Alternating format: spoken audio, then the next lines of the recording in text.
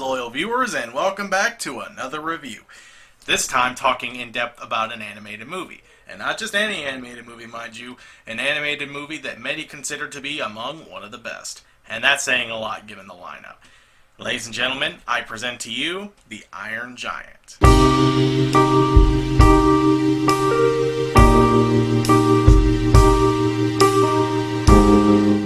This film has certainly found a very special place in many people's hearts nowadays, yet the film, despite receiving glowing review after glowing review from critics, was a major flop at the box office, mainly due to the producers at Warner Bros. Having little faith in it despite the massive amount of faith the director, writers, and animators clearly had for the project. And with the final result, it's easy to see all that passion oozing through every corner of this movie.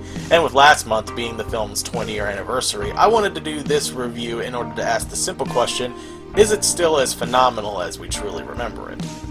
Well, that's what we're here to find out. So, strap in as we take a look at The Iron Giant.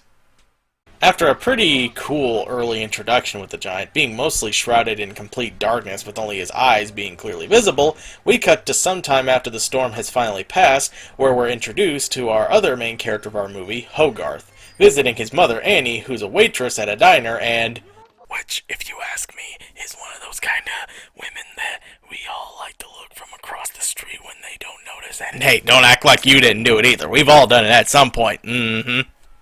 Man, it feels good to reference Pro Jared again. It's also here that we meet good old Dean. After defending the same sailor we saw in the opening from a bunch of douchebags, Hogarth's escaped squirrel finds its way into Dean's pants, and no, I am not making that joke because, well, first of all, someone else already did, and second of all, that just feels a little too easy even for me. Either way, Dean has no choice but to release the squirrel by means of unzipping his pants. By the way, I do love the little touch of the music getting louder the second he completely unzips his pants here. I'm sorry, kid. I'd like to apologize to everyone in advance for this. Little touches like that are absolutely hilarious. After Hogarth leaves from that, which, yeah, I'd want to get the hell out of there too, in all honesty, and after the whole, I'm gonna secretly do the exact opposite of what my mother told me not to do thing, he watches what I presume to be Invasion of the Boner Killers, because I gotta say, that brain is quite the cock blocker to either be taking control of or eating some dude as who was likely to about to get to third base with some hot-ass lady. But that doesn't last long either, as... Okay, I do want to point out something I find both confusing and funny. How in the hell does nobody hear the giant coming? Or rather, why do they sometimes hear him and other times don't, even if they at the very least should hear him doing other crap? For instance, while he clearly doesn't hear or even feel him approaching the house, he does, however, based on what we see here, hear something happening on the roof. And yet, after admittedly one of the best scenes in the movie, it's only when the giant starts moving towards him, or rather towards the power station, that he can finally hear him moving. Though, speaking of which, let's go ahead and talk about that scene I just mentioned. This is, in my opinion, the perfect way of building up the big guy's first real appearance. It's atmospheric, there's absolutely no dialogue, and the animation and background work really add to the build-up. You know, that's another thing I don't really hear that many people bring up when even talking about this film's merits. The background work, and especially the angles, are absolutely amazing. Not only are the backgrounds very colorful and crisp, especially for the late 90s, but a majority of the angles in this movie are cleverly done to emphasize the size and scope of our titular character. Like, look at this shot, for instance.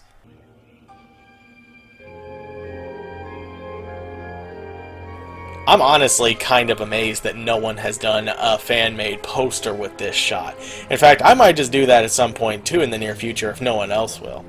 Make that poster and done. What? Anyway, where were we? Oh yeah. Giant eats metal, gets himself tangled in the electrical wires, leading to Hogarth saving him by turning off the station, followed by him crawling up on his unconscious head and dumping a rock in his mouth. Wait, what?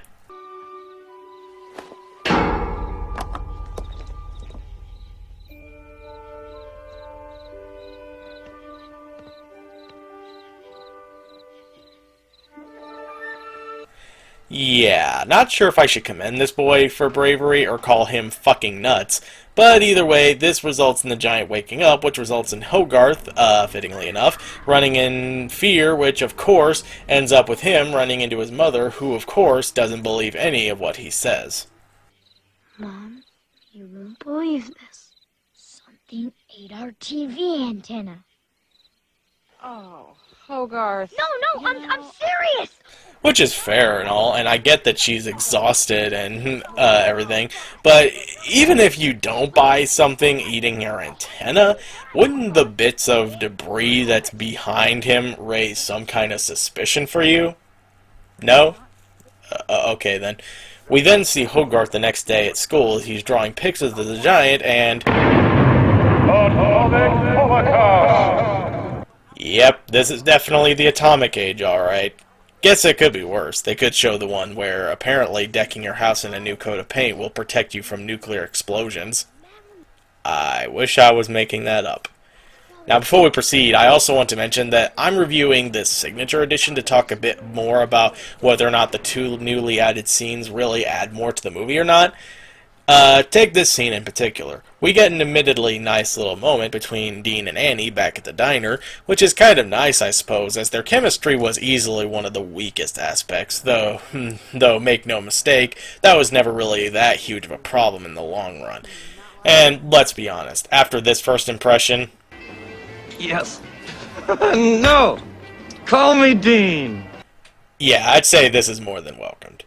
The only minor issue I do have with this, and to a lesser extent the other new scene, is that while the animation being done by Duncan, which was also founded by many of the same animators who worked on the film initially, the audio does seem to stick out a little bit.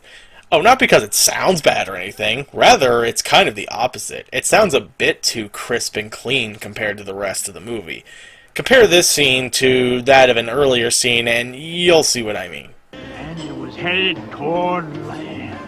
I called the government in Washington. It wasn't your fault. Hogarth just... I think he's lonely.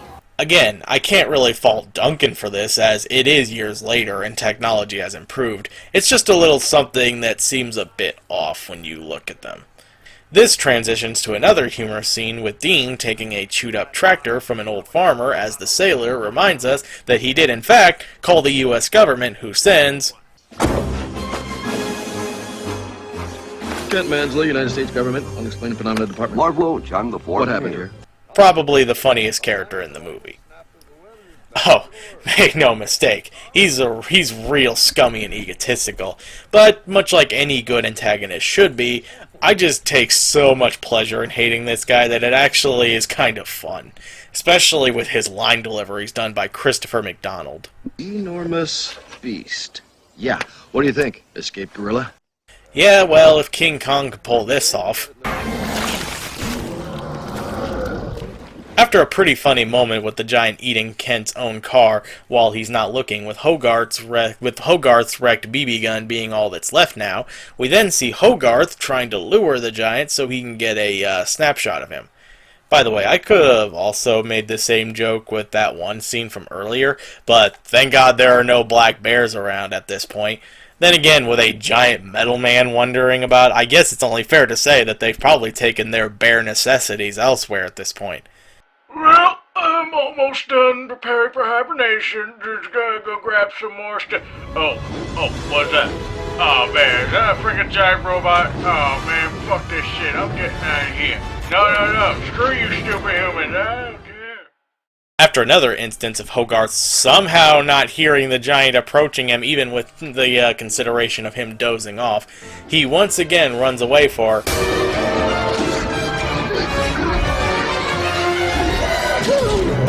Ow! That.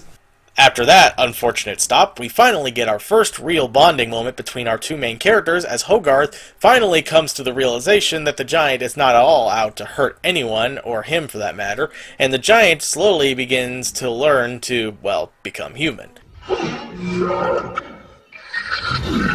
That's right!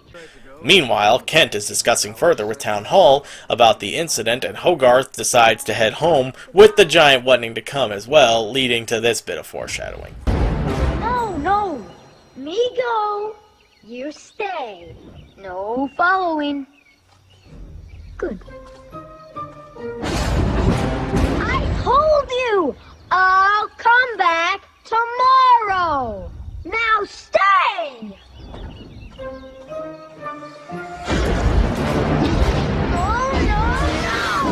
That robot! Oh, come on! He's not a friggin' dog! As Hogarth is nearly home with the giant still following him, we see the giant then attempt to eat the metal off some train tracks as a train is incoming, and as he fixes it, he apparently wants for it to be just perfect, which results in...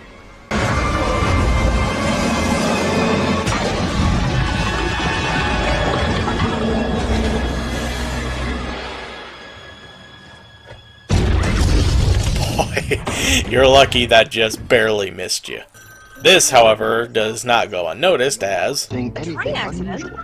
What do you mean he hit a giant creature? What creature could be big enough to... This, of course, leads Kent to the incident where, along with the welcomed cameo of Disney legends Frank Thomas and Ollie Johnston, both in the design and voices as well, this eventually leads him towards the Hughes household where this happens. Would you say grace, please?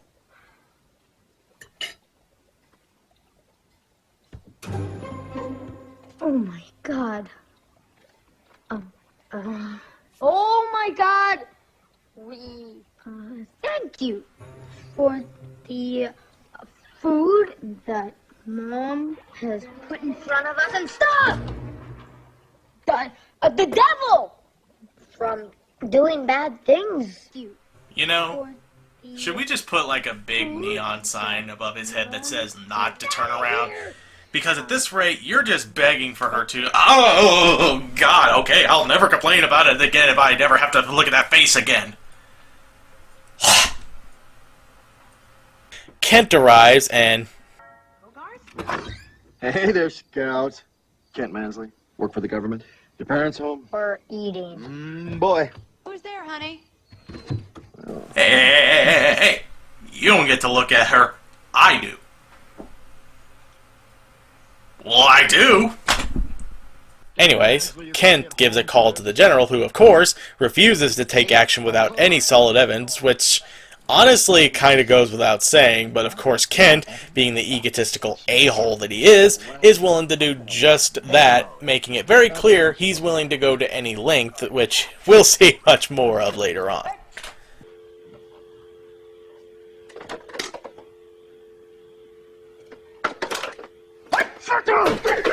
Whoa, hey there now. You break it, you buy it, asshole. Hi. Thanks for using your phone. After we get probably the lowest brow moment in the entire movie, and after Hogarth continues to bond with the giant by sharing his comics with him... The spirit, very cool. Ooh, just wait until Frank Miller gets his hands on it. Trust me, you'll be pretty disappointed. This, of course, leads to him showing off a classic Superman comic, which will be one of the many driving forces of the Giant's development. I guess Superman really was good for something. It just took an animated movie for me to actually give a damn about the character. After they go searching for food to eat, well, rather for the Giant to eat, you know what I mean, they find their way to the scrapyard, which just so happens to, of course, be owned by Dean, who invites him in, and even though he's initially hesitant, gives him and Hogarth cups of espresso, which causes Hogarth to spout out his funny little moment here. Also, fun fact, this was actually one of the few scenes in the movie that was actually animated by Bird himself. I personally love it when directors are this involved with their works, that they'd actually animate something with this much energy going into it. Look, it's really none of my business, kid, but, who cares what these creeps think, you know? They don't decide who you are, you do. You are who you choose to be. After that, he finally sees the Giant on top of the roof, and after a misunderstanding, is finally caught up to speed with the whole situation, and... He needs food and shelter.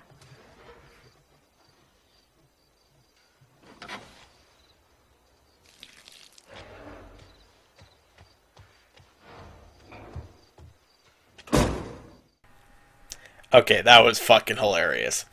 After some convincing, he agrees to let him stay for the night, which unfortunately it's already dawned by that point, and just as Hogarth makes it back home, it's already bright and sunny and, well, guess. Morning, sport. Sleep well? Well, that's just great.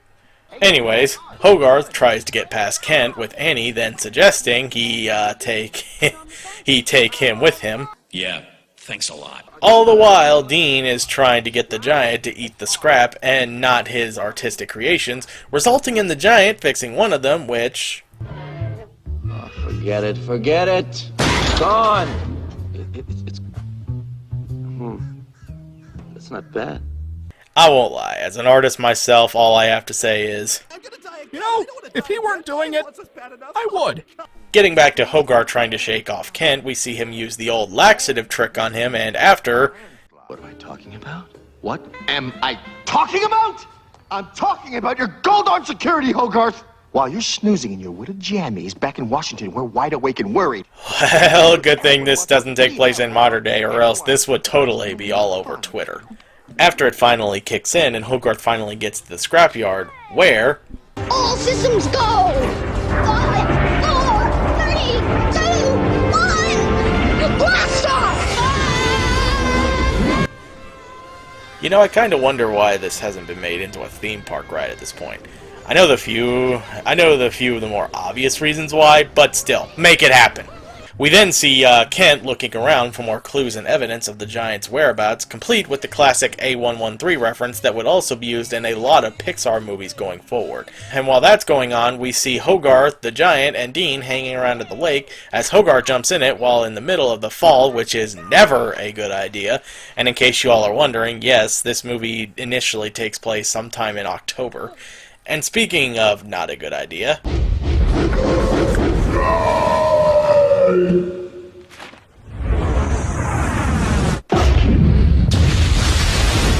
Yeah, because this is not going to raise any suspicions at all. Speaking of being irresponsible, remember earlier when Hogarth was trying to get snapshots of the giant as well as this? Well, as it turns out, he accidentally left his camera hanging on a branch after that, which leads to Kent not only finding it, but finally getting pictures of the giant to use as a means to call in the army. All he needs is the location.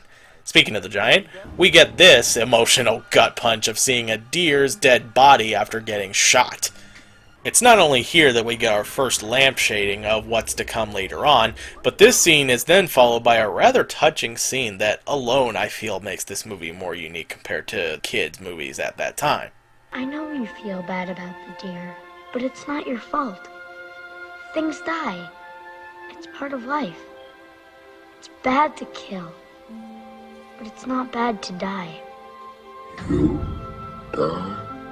Well... yes, someday.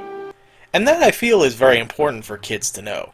While yes, killing itself is very bad, especially without reason or purpose, or simply for game, death in of itself is not something we should always be afraid or too sad about. I mean, make no mistake, it is very sad when someone close to you dies. I was reminded of this very recently with our 10-year-old beagle, Petey, having passed away recently, and it was a rather hard time on me and my family. But again, that's just life, and it's something that should never hold us back. Immediately after, we get the other newly added scene, this one being the giant's dream, which, of all the deleted scenes, this was one the director really regretted having to cut the most.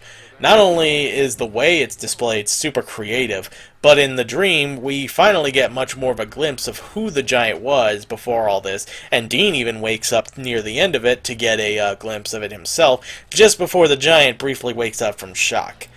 I also like this for the other reason that we'll get to in a moment, so just keep that in the back of your brain until then. After that, we then see Kent forcefully interrogate Hogarth in the barn, where he finally corners him with the evidence, and then... It's difficult to raise a boy all alone. We could make it more difficult. In fact, we could make it so difficult that it would be irresponsible for us to leave you in her care. And all that that implies. You'll be taken away from her, Hogarth. You can't do that! Oh, we can. and we will. Oh, you think it's bad now? It gets worse. I wouldn't worry about this, Hogarth. It isn't really happening. This is only a bad dream. Where's the giant?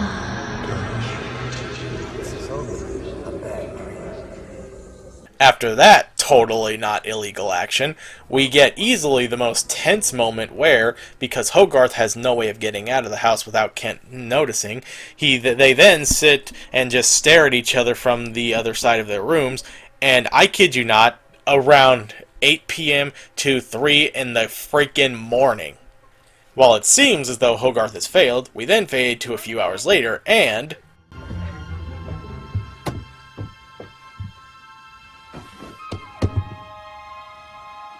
For some reason, the army is in our front yard, Mr. Mansley. Please, call me Kent. Yeah, I think you mean cunt.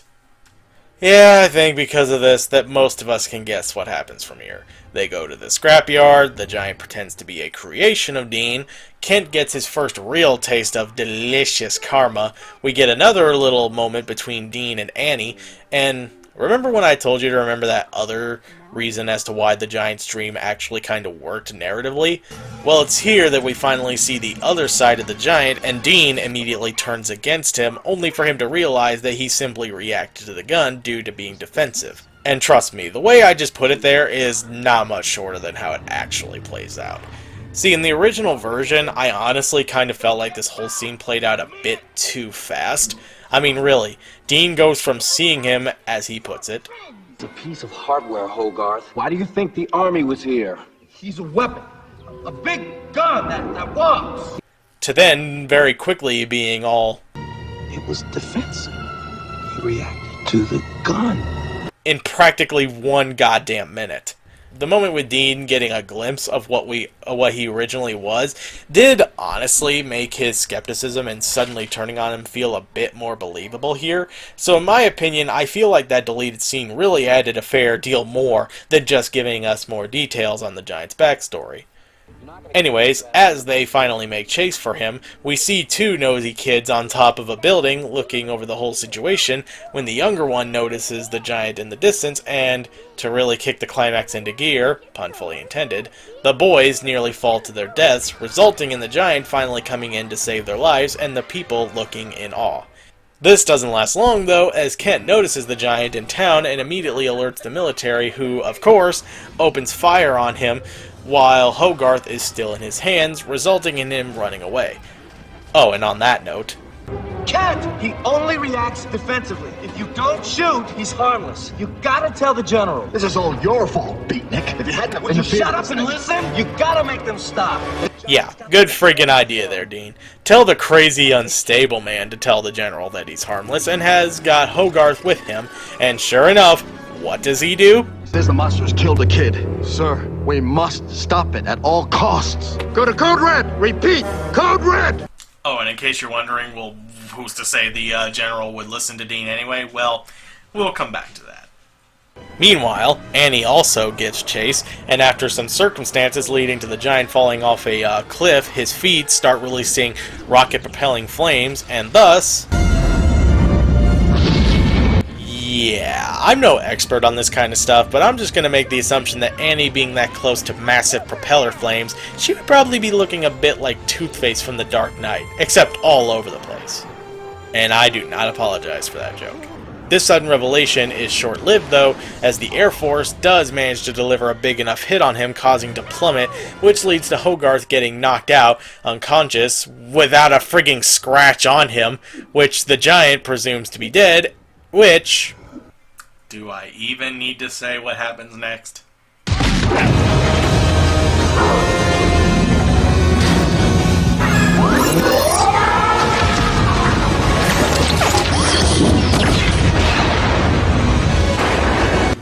Annie and Dean, of course, show up as he's chasing the tanks, as well as Kent. Just as the military seems to be out of options, Kent Mansley suggests... We've hit it with everything we've got. Not everything, General. The bomb. The Nautilus has first strike capability and is not far offshore. You scare me, Mansley. Oh, now he friggin' scares you? Oh, trust me, you cannot even begin to fathom what we saw this guy do for the last hour. And while Annie and Dean are trying to get Hogarth to a hospital, which, yeah, seems about right, after they're forced out of the truck, Hogarth makes one last attempt to try and snap the giant out of it.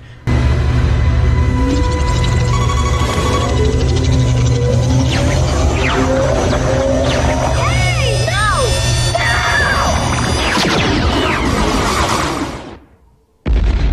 Well, good thing he got there just in time otherwise. It's bad to kill. Guns kill. And you don't have to be a gun. Again, it's rather sad that this is all the more relevant now in today's world than it was back then. In fact, I'm kind of noticing a pattern with some 90s movies actually feeling more timeless now than they were when they first released. That seems to finally get through to him, and just as the General... Okay, remember what I was talking about earlier about the General not listening to Dean or whatever? Well, in this scene, he's telling him everything he should know not to provoke him, and he, in some respects at least, is listening to what he has to say. Now, granted, it's when the giant finally reveals to the General that Hogarth is still alive and that he calls it off, but I guess it really doesn't matter much either way, as... Play it. All units, stand down! Rogart to Nautilus. Come in, Nautilus. This is Nautilus standing by. Launch the missile now!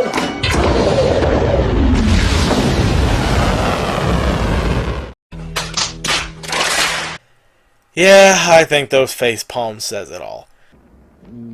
We can duck and cover. There's a fallout shelter right there. There's no way to survive this, you idiot! You mean we're all going to... To die, Mansley, for our country. Screw our country! I'm not entirely sure if this is true or not, but in other countries, this line was apparently redone to translate out to fuck our country instead. If anyone is watching this from a different country, please verify if this is true, because if so, that is absolutely hilarious. As for what follows, I feel, honestly, no words could ever do this justice. Just watch.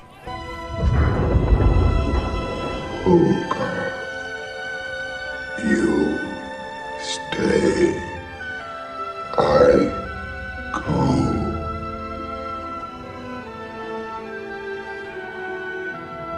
No following. So, of course, he flies up, ready to make impact with the missile as we get easily the saddest yet most epic of send-offs we could ever get for our character. You are who you choose to be.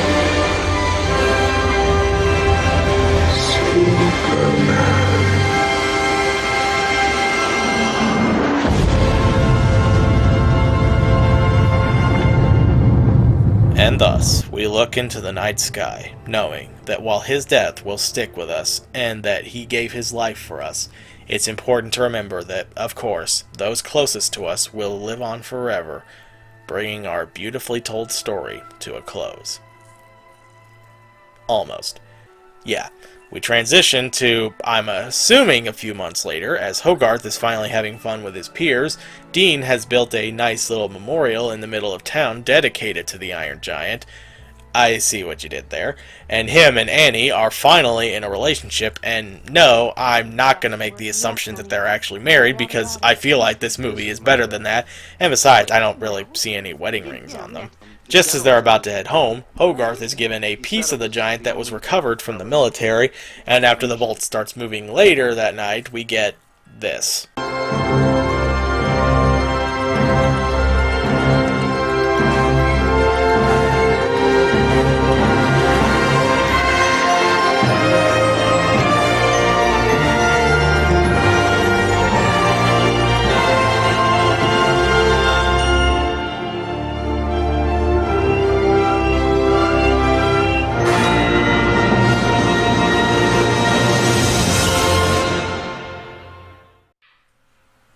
Some people have taken a bit of a disdain for this, mainly because they think it seems either implausible that he would survive that, or that it spits in the face of the message.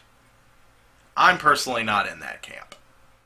For one thing, it's clearly been established that the giant can not only fix himself, but from what we've seen in the climax, he is an absolute beast. So it doesn't really seem like that much of a stretch to think that he would survive that, while at the same time there was still that chance that he could have.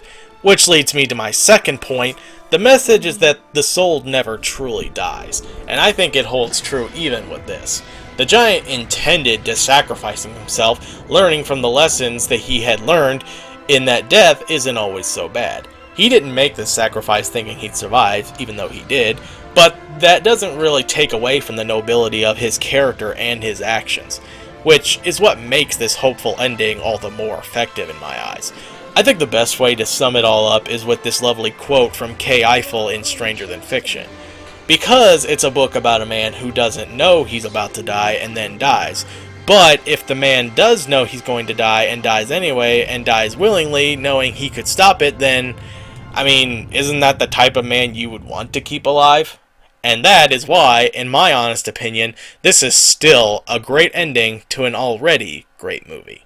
I cannot begin to stress just how amazing this movie is. If there is a list out there, and I'm sure there is, of the animated movies you must see before you die, this would be right up on that list. Like, very high. If you haven't seen this, in all seriousness, definitely go ahead and check it out now. It may have a few notable bumps, but it is, overall, an excellent experience. And that is why I, King Gargantuas, give this movie 9.5 giants with bumps out of 10. Everything about this movie has truly stood the test of time even 20 years later. The animation, the characters, the story, the messages, it is truly a one-of-a-kind movie in the animation industry. Sure, looking back on it, it's definitely not perfect or anything, but when it works unlike any other movie of its kind. To put simply, the Iron Giant soars deep into the vastness of space, and it will likely continue to do so for generations to come.